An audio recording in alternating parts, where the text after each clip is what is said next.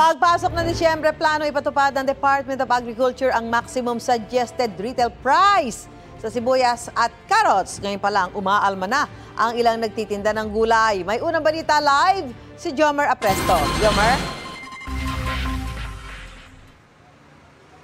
Susan, good morning. Malayo raw sa katotohanan na maibaba sa 120 pesos ang kada kilo ng lokal na pulang sibuyas at puting sibuyas sa darating na Disyembre. Ayon yan sa ilang tindera ng gulay dito sa Trabaho Market sa Sampaloc, Maynila. Wala na raw kasing makuha na supply ng lokal na puting sibuyas habang nasa 300 pesos na ang lokal na pulang sibuyas.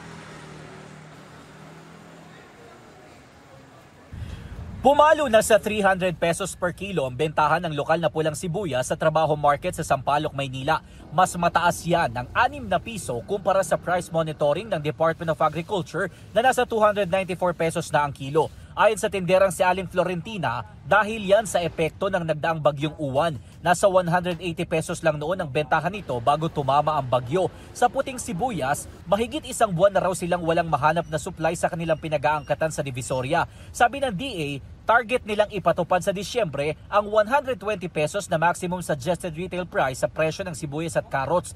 Kakayanin naman daw yan kung imported na carrots at sibuyas ang usapan dahil ganyan na ang presyo ng mga ito sa ngayon. Pero kung lokal na sibuyas ang usapan, malabo raw ito.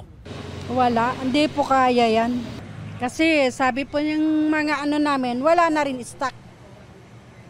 Puro imported na yung nasa bodega. Ang tindera namang si Aling Dorothy, puro imported na sibuyas at carrots na ang paninda dahil mataas na raw masyado ang puhunan o di kay wala ng supply ng lokal sa Balintawak Market. Nasa 120 pesos ang benta niya sa imported na pula at puting sibuyas. Malayo yan sa monitoring ng DA na nasa 260 pesos kada kilo. Nasa 100 pesos naman ang benta niya sa kada kilo ng imported na carrots. Mas mababa ng halos 50 pesos kumpara sa price monitoring ng DA. Hindi nabibili yun pag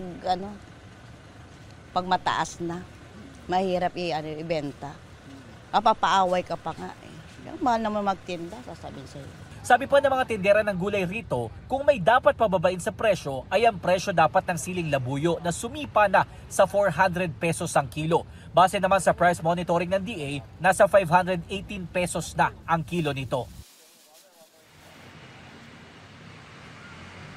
Susan, umaasa naman ang mga tindero na bago ang Pasko, bababa na ang presyo, hindi lang ng sibuyas at carrots, kundi pati na rin ang iba pang gulay.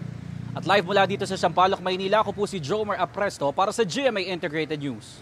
Gusto mo bang mauna sa mga balita? Mag-subscribe na sa GMA Integrated News sa YouTube at tumutok sa unang balita.